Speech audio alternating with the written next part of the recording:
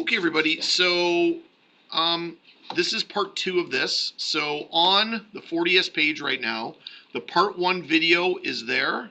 And the video that I'm recording right now will go on later today for this part 2 of completing this sample 40S final project. So it's all there for you, okay? So as of yesterday, we used the 30S final project, the user interface and that, to start the project. And then we started adapting it to more of the 40S level. So it includes things like linked lists, which is not a 30S concept, but a 40S concept. It includes separating into packages, which is a more organized way to look at the code. There's even a piece that we didn't really have time to cover in too many units in the 40S, this idea of a design paradigm, like the MVC, or the separation of the view, what the user looks at, and the logic. And that's, I mentioned how that's done in Visual Studio, and it's just sort of done generally professionally. So that's all there, right? All that stuff that we adapted yesterday to get ready for this. All right. So now we're going to move on to today and what we have left to do. So a couple of these classes are going to need adaptation, right? The login UI code, the globals code, and the login controller code. We're going to add some code to it. Okay? All right. Just going to sec. Okay, I think the recording should be still going now, which is good. I don't know if I paused it or not. I hope I did. All right, so let's start with the globals class. We're going to add a couple global variables to this globals class that aren't here now. So we have the linked list of all the users, but we're going to be working with files for this one. So we're going to make some constants, okay, for working with the files. Private, static. So these are going to be private just within the globals class. String. The first name of this file is going to be /data/. Now we're going to use a slightly different format here for saving to the file, because this is actually going to allow us to put the data files right in our project, as opposed to on a folder on the hard drive. I mean, it is still a folder on your hard drive, but it's a more sort of way that it packages it with the project. So if you ever move the project from one place to another, you don't have to keep changing where that path is. And we're going to make a last name for this file. And we can end it with, dot whatever, but it is going to be essentially a text file. So we're going to say .txt. We don't have to do that. We could hide that from the user by making up our own, like .ggy, right, or whatever we want there. All right, now we're going to make a public static string file name 1. We're going to use 2 files. File name 1 equals the first name plus names plus the last name.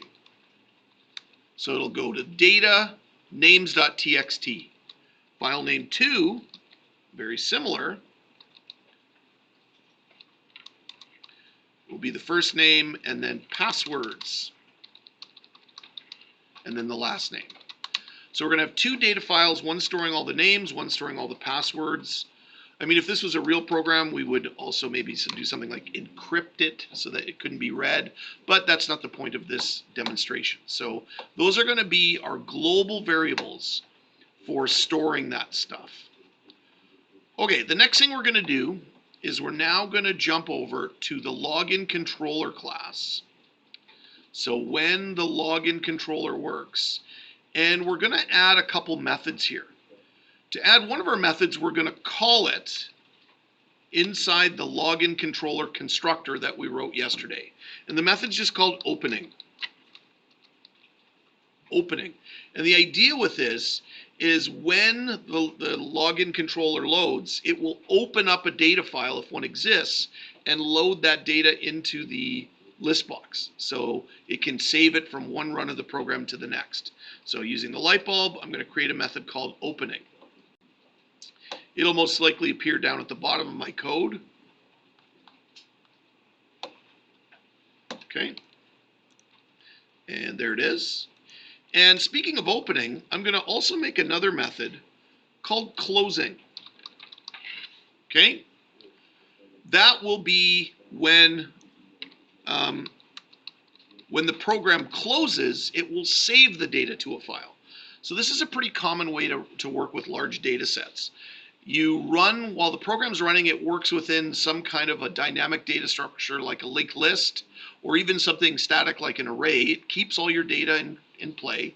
But then when the program is about to close, it takes all that data and puts it into a permanent file. Then, when the program starts up again, it grabs all that data from the permanent file, loads it back into the data structure, and then uses the data structure while the program's running. Okay? So, opening and closing will both use a linked list. Okay? So we have to import that from our collections package of type string for all the names. Okay? Equals a new, linked list.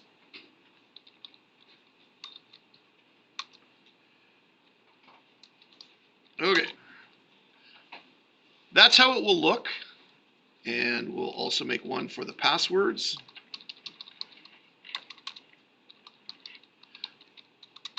And we'll need both of these linked lists in both opening and closing. Okay? And I think we'll actually do closing first, because we should create the data file before we try to open it. Otherwise, it won't make sense. But there's one other thing we need to do. Before we go and put a lot of logic into opening and closing, and when I say a lot, it's actually not that much code at all. We need to also connect this to our login UI, because the login UI will also need, when this design is disposed of, when the user clicks the red X to get rid of it, or they actually log in and go to another screen, that's when we want to save it to the data to a file. So we're going to add an action event to this by actually clicking, and there's a couple ways you can do it. You can right click on the JFrame itself on the designer, or you can right click on the JFrame over here in the navigator, and that's the one I'm going to do. I'm going to right click here, events, and I'm going to go to this one. So I'm going to zoom in for the video, JFrame, events, window closing. So as the act of the window closing takes place, that's what I'm going to save to a data file. Okay, so I'm adding this listener event through the NetBeans designer. It just makes my life easier. Right click, events, window closing. Okay, and here I'm going to call upon this method. But in order for me to call upon the closing method, I have to make it public, not private. Otherwise, I won't be able to call it. Now that it's public, I can go here and say controller dot closing. So it calls upon the closing method. And this will finish up all the code for the login UI. Notice there really isn't any code in login UI. Just create the controller, construct the controller, and then just call, add, delete, login, and closing from this view, this design. So the design just calls upon methods that jump over to our other class. Okay? So we're done with login controller, and by the way, we're also done with globals. So we now only have this one Java file left to edit. And so now we're going to work on these two methods, opening and closing. And I think that should just about do it. I don't think there's anything else in the project, although I will offer one more sort of neat little option at the end there. All right. So like I said, we're going to start with closing, not opening. All right, so for closing, let me add a little comment here. This is when the view, in other words, the UI, is closing, okay? It saves all the users in the linked list, that's where they're stored, to the permanent, can't spell permanent, files. So the permanent files are important because most data in a running program, once the program shuts down, all your variables, however complex they are, from regular variables to arrays to linked lists, they all disappear. Like all that data was wiped out. But if you save it to a file, now it's permanent, right? It can be there for the next time. Okay, so we're closing this thing. Let's loop through our linked list.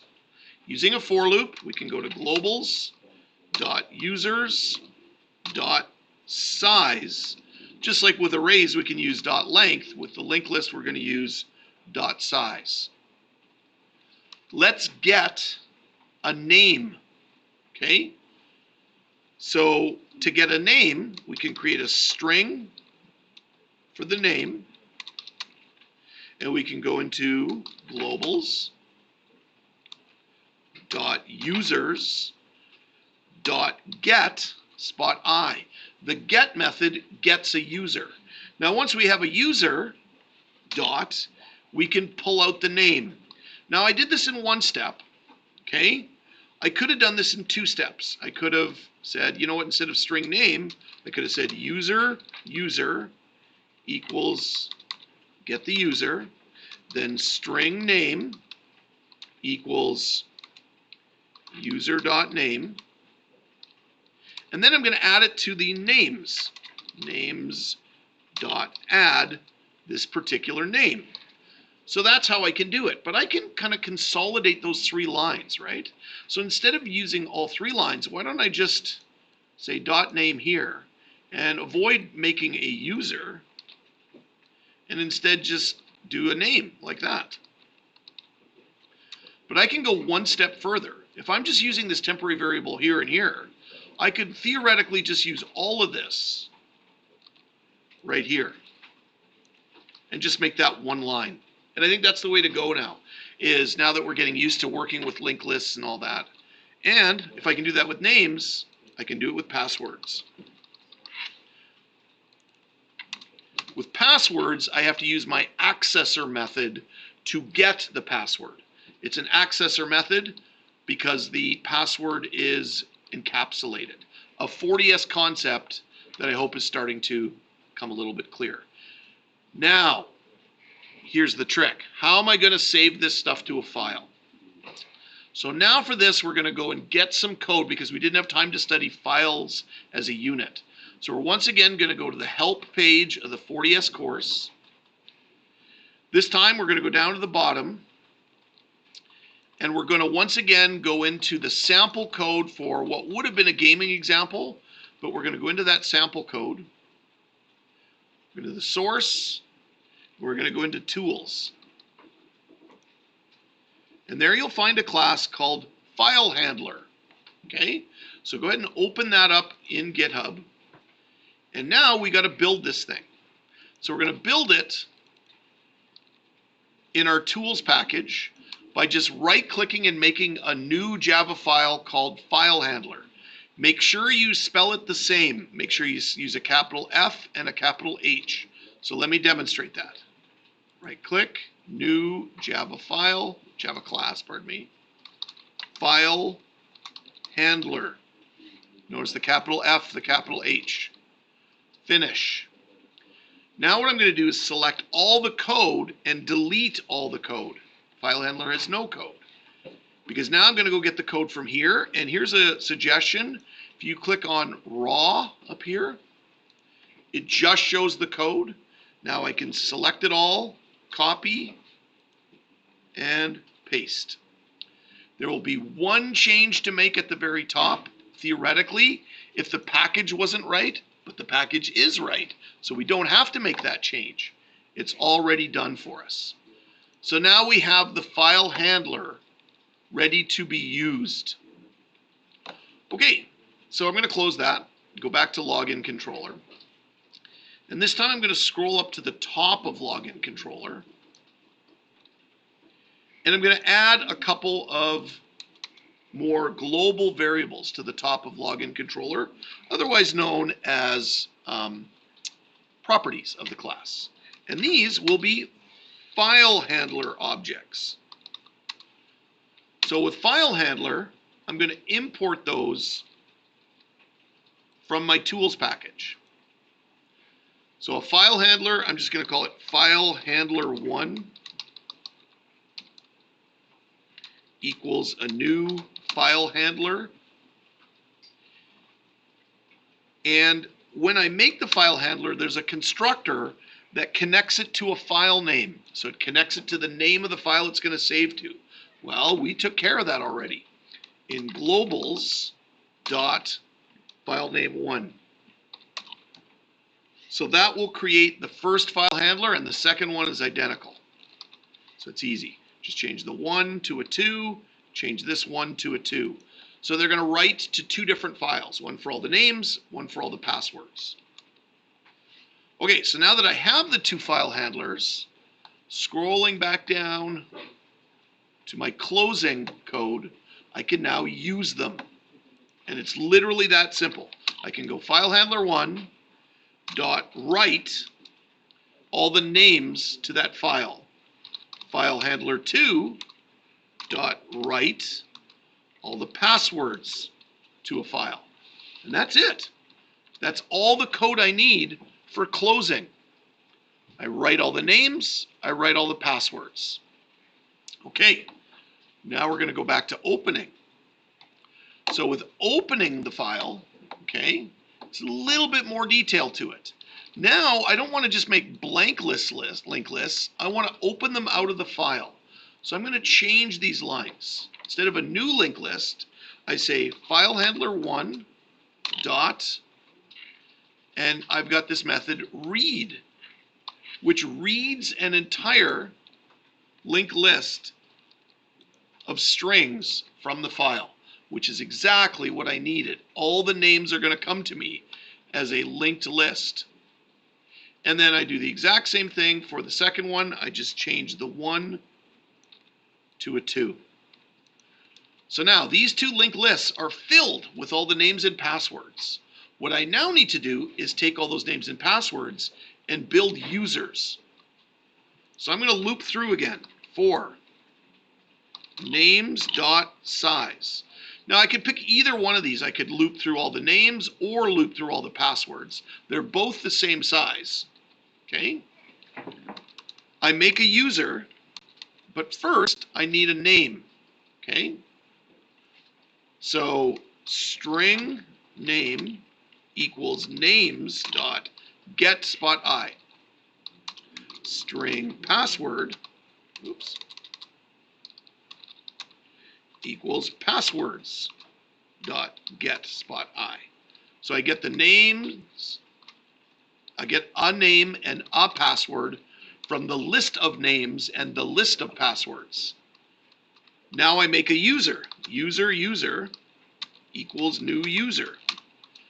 And good thing, I can just use the user constructor to give it the name and the password. Now what I'm going to do is add those users to my linked list of users. But it's really easy because I already have an add method built into that linked list. And then there's one other thing I need to do. I also want to add those users to the list box that's on the design. List.add user.toString. All the stuff we'd already looked at yesterday, all coming back now with the opening code. All right, time for a test. I think that's it, but let me just run the test and see. So I'm going to play this, and we got a crash under opening. Oh, I know why. We need an error check here. This would be for the one time, like just happened when we don't have a data file. So that would be if names equals null, okay? Then let's just get out of here. Let's just return from this method so it doesn't go to the next line, which was the one that caused the crash. So there's a little error check in there. And oops, let me shut down what's running and let me run it again. Okay. Now you will notice it's giving an error right here. It didn't crash the program. That's just because the data file doesn't exist yet. But let me put some data in. Created an account. Let's make another one. Create an account. Let's make a third one. Create an account. Okay, so I have 3 registered users. And I'm just going to shut this program down now. Just shut down. Okay. And let's see if when I start it up again, they're not there yet. So there is one other thing we need to do. We actually need to make our data files. They're going to go in the data class. Now, believe it or not, you can actually use NetBeans to make blank files. So I'm going to do that. I'm going to right click, new. And if it doesn't show up in your list, you just go to other, scroll to the bottom, go to other. And you can actually just make an empty file. So if you go to other, empty file, and I'm just going to call it names.txt. And I'm going to do it again. Right click new. Empty file will now show up in my list. Passwords.txt. So now the 2 data files actually exist. Okay, I can close them. I don't need to edit them or anything like that. But I'm going to run this again. Notice I'm not getting that error anymore. So let's try this again. Walks 1, 2, 3. Create account. Dog 4, 5, 6. Create account. Cat 7, 8, 9. Create account. Okay. Closing the program. Rerunning the program. And look at that. They're in there. It saved it from one program run to the next. Now there's also a blank one here, but that's okay. I know how to delete an account. Shut it down, rerun it. There they are. So now we've actually saved that data permanently from one run to the next. Now I can still try to log in like all the stuff that we had before. 1, 2, 3. It still works, right? Or if I try to log in with dog, but the wrong password, it's still going to work. I can still delete an account, shut it down, rerun it, and now that deleted account shows there. I can add an account, Dave 1111. Okay, shut it down, rerun it, and the new person has been added, right? So now it's permanent. Okay, well, that should be it. Okay, so I'm going to turn off the video now and that will get uploaded to my website.